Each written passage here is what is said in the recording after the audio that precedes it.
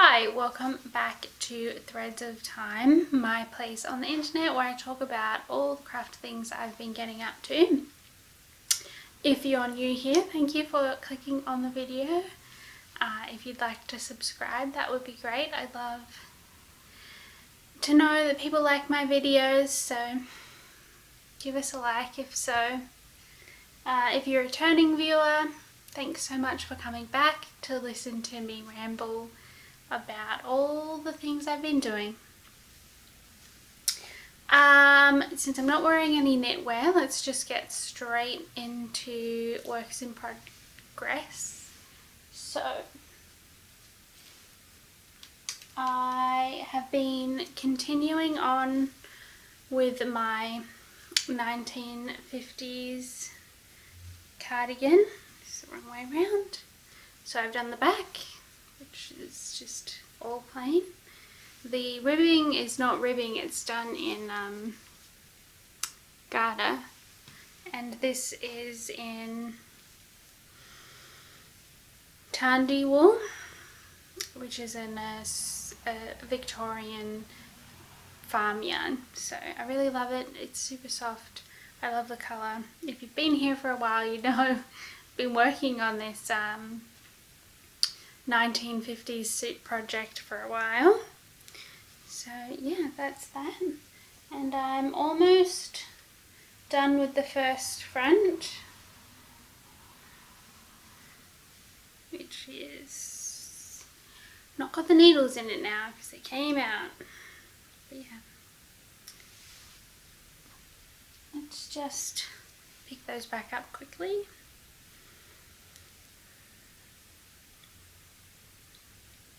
So this particular project is knit in pieces like most vintage patterns. I don't think they've come, they do have a few things that are knit in the round, but it's very rare.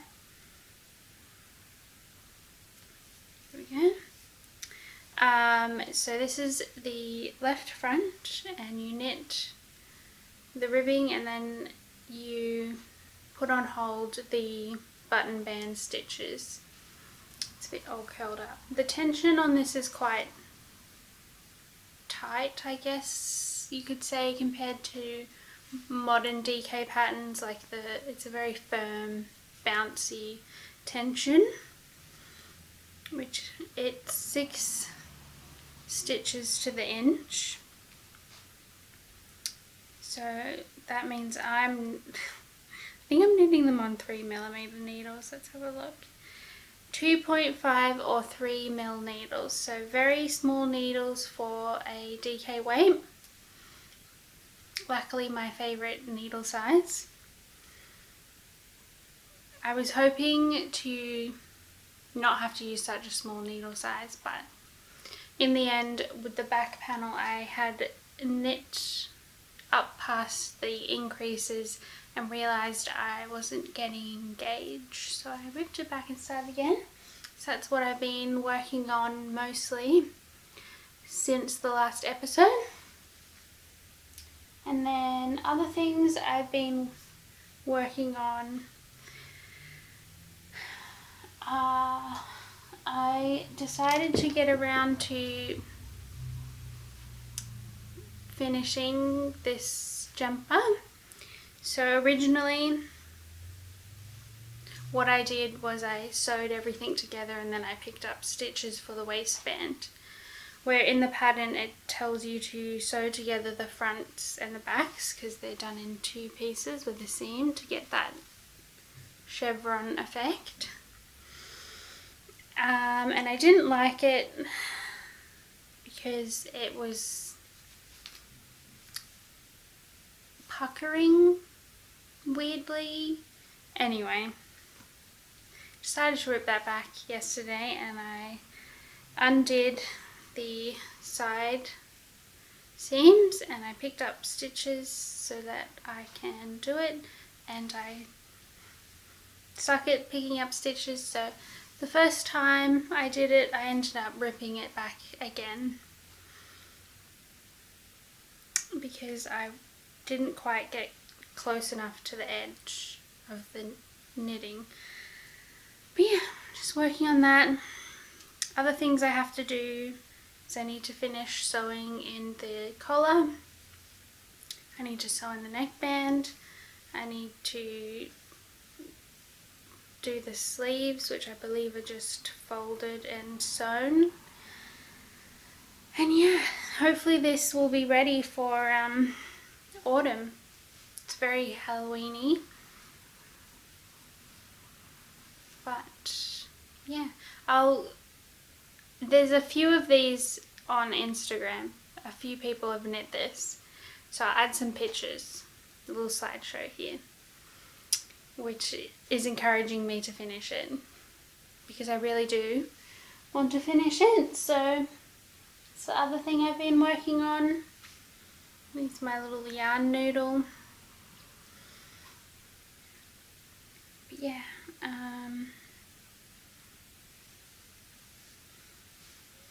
another thing, I have started swatching for my next project, which again I'll add a picture, but it's this Minerva, I guess 1938.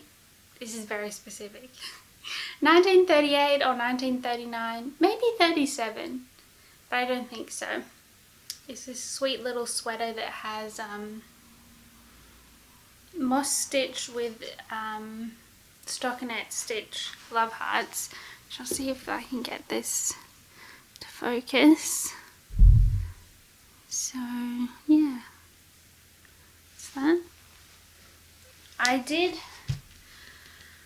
originally buy different yarn for this project, but I deemed it unsuitable. So I got this Highland wool by Isaga, and I did do a swatch, very small one. Well, I did first start swatching in this pattern. I immediately didn't like it.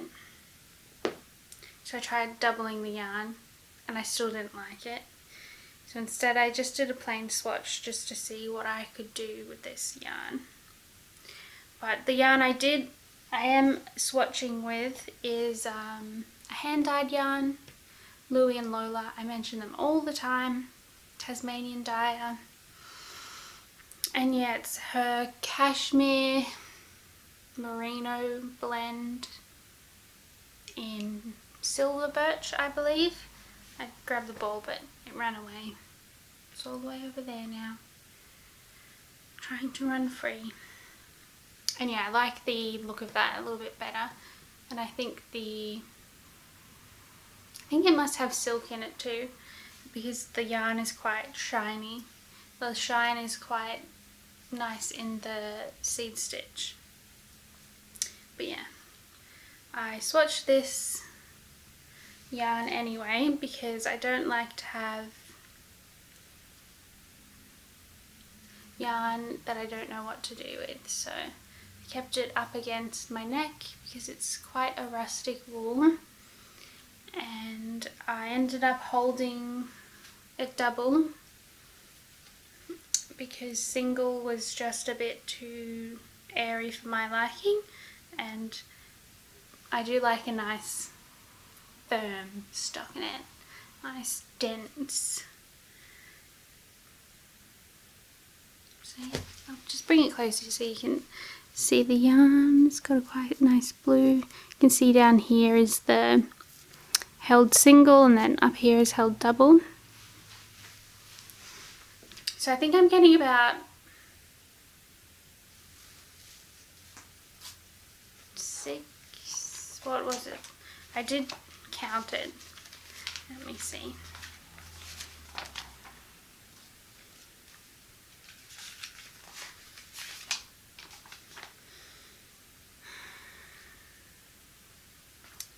(26) stitches to 4 inches. This pattern on the front here calls for 13 stitches to 2 inches.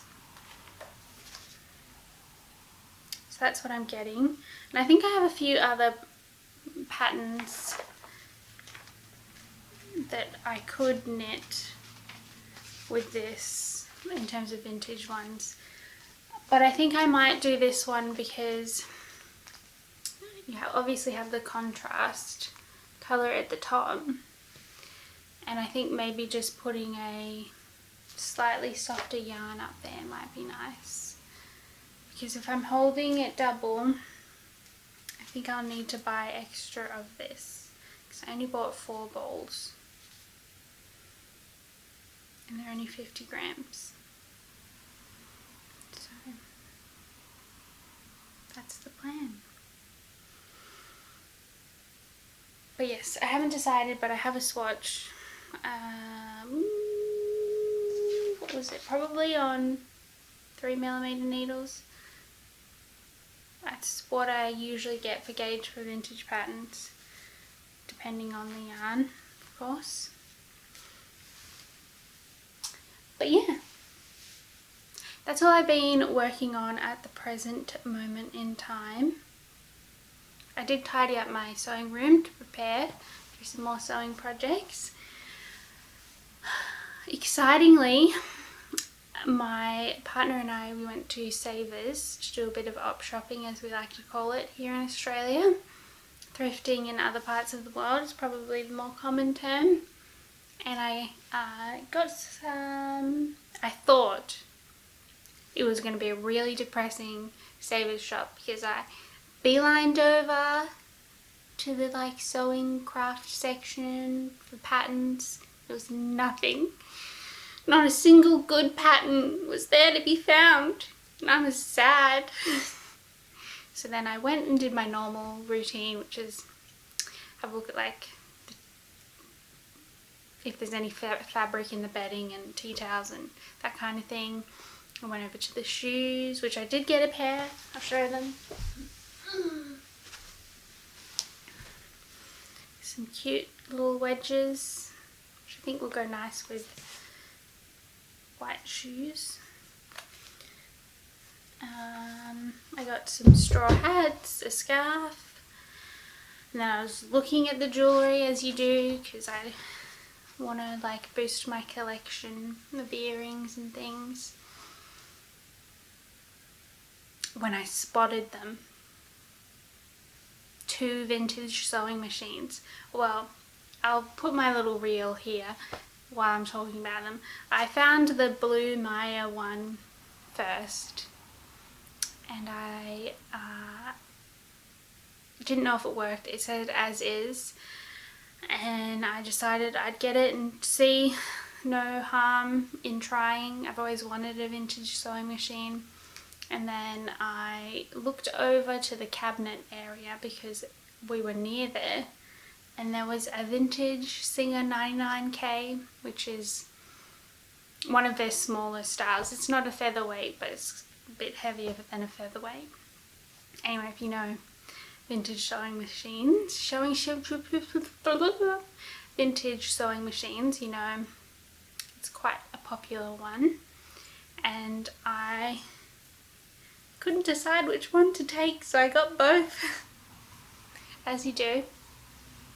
Mostly because I knew that the Singer would work, and that there is many resources online for them. They're quite a common machine, easy to repair, easy to get bits and bobs for, all that jazz, where the Maya Deluxe is a Japanese machine rebadged for the Maya department store, I assume. So I had a feeling there would not be a lot online for it, just because it is, well, it's not a Singer. Singer was the biggest brand back then. And but yeah, so I got those. I'm really excited to start using them. I haven't yet, but I have cleaned up the Maya Deluxe. And my plan is to finish my skirt on my regular machine, and then do my next project on the Singer, just to learn everything, and then try and use the knowledge I learned from using the Singer and apply it to the Maya Deluxe. I don't know which one I will end up using more in the future, but yeah, it's very exciting. I'm gonna pause and grab a drink.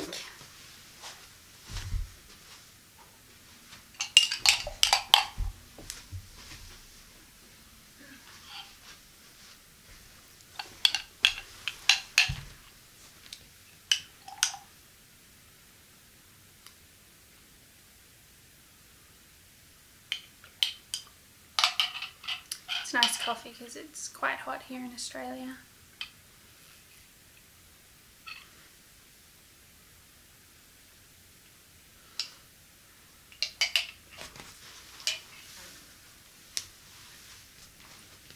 Okay.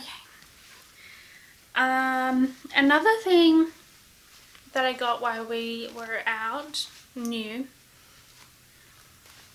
is I get a lot of pain in my wrists and forearms, not necessarily from knitting. I have had issues with my hands in the past, and because I've always been creative, I put a lot of wear and tear on them. So I got some compression sleeves, which is really boring, and I know I did get some gloves at the same time, but I haven't worn them as much as these because I find along here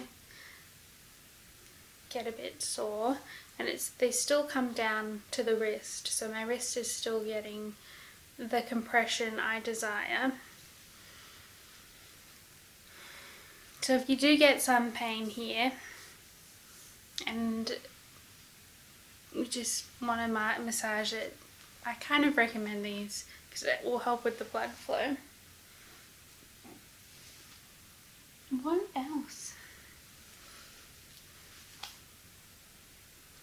What else to talk about? Recently I've been putting, as I said in the last one of my goals was to do more posts on Instagram. I now understand why people find the algorithm amusing, because I'll have one reel that will get like 3,000 views, and then the next one will get interesting. But yeah, I will add the link to my Instagram down below if you'd like to give me a follow. I'm not super active, not like some people.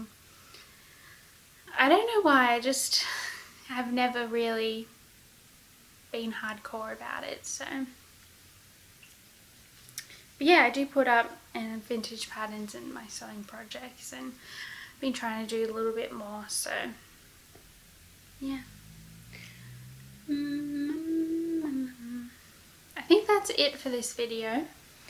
Let me know what you've been knitting on, vintage pattern or otherwise, and yeah, I will speak to you in the next video.